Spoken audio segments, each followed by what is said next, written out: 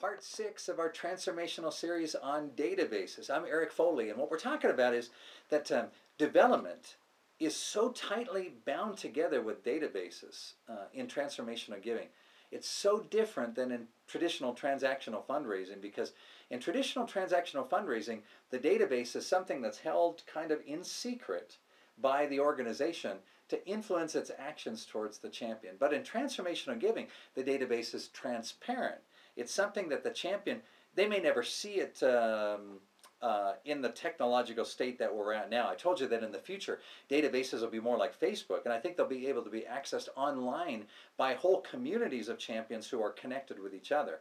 But we're a little bit off from that. They may never be able to get online to Razor's Edge, but the principle is still that the database isn't something that you have about your champion.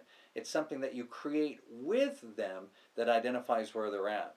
Development is literally the process of building a database that does two things. One is that identifies the transformational steps that your champions have already been through. And the second thing it does, and this is the focus of our video now, is to help you determine what that next step in the process is.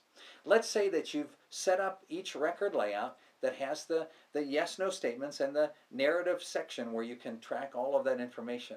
You've gone through the campaign where you've gone through, and by the way, it's not just that you have to call all of your people. Use your most mature champions to join you in that calling as well. Get your board to do that. Set aside whatever agenda you had for the next board meeting and say, all right, our agenda today is two things. One, we're each going to go through and identify what our stories are so we can see the common steps that God led us through in maturity and the cause.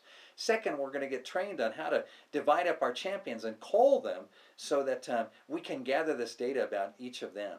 So in your calling program that you're doing and your key champions are doing, your board members are doing, what you've done is you've gathered the data, and through that data then you're going to work to discern with the champion what the next step in the process is. Now here's the thing. It's not that this data is linear, like that a person first reads a biography of a missionary, second hosts a missionary in their home, and so forth. What we're going to see though is that data clusters into different categories. There's basically three categories or three levels of maturity that you're going to see. The first one is what we call a participation level. These are project-oriented ways of getting involved that people tackle the cause by working with a nonprofit organization on a short-term project. Like a Coats for Christmas kind of a project is a good example of participation project.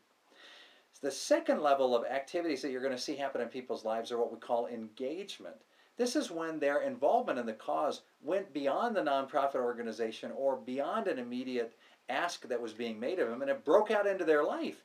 They found that it began to change their identity, and they began to talk about it with their friends, not just about the nonprofit that they were a part of, but it began to change their thinking. Like, for example, a P or participation level activity at a homeless shelter might be serving a meal.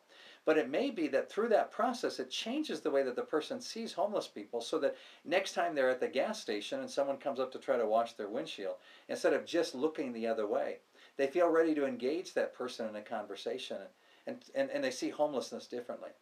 The third set of tasks are what we call ownership ones. This is where they start talking about the cause to other people and getting other people involved.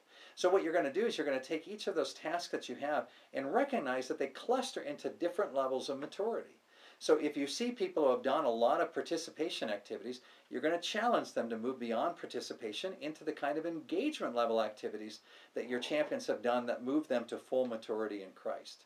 So every time that you, for example, get ready to write a letter, instead of writing a fundraising letter that says, "Hi, we need money, please send it to us," what you're going to do is you're going to run a sort in your database and say, hey, who are all the people who have never invited a missionary into their homes? And then you're going to write a letter that goes something like this. A couple of months ago, we talked to you on the phone, and you said you never hosted a missionary in your home. I want to tell you the story of one of our champions that hosted a missionary and how it changed their thinking about missions. Then you go on to share a testimony like that.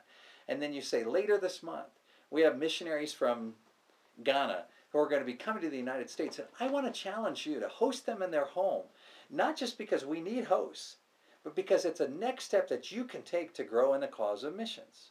Now you may be asking yourself the question, hey Foley, I like what you're talking about, and I might get a lot of missionary hosting happening in my ministry, or people that come down and serve a meal at the rescue mission, or whatever it is that my cause is, but what does any of this have to do with giving? I mean, if I do this, are people still going to give to my organization? The answer is Absolutely. In fact, by taking this approach, you're going to see giving increase for your champions. And that's the subject of our next segment of Transformational Giving Databases.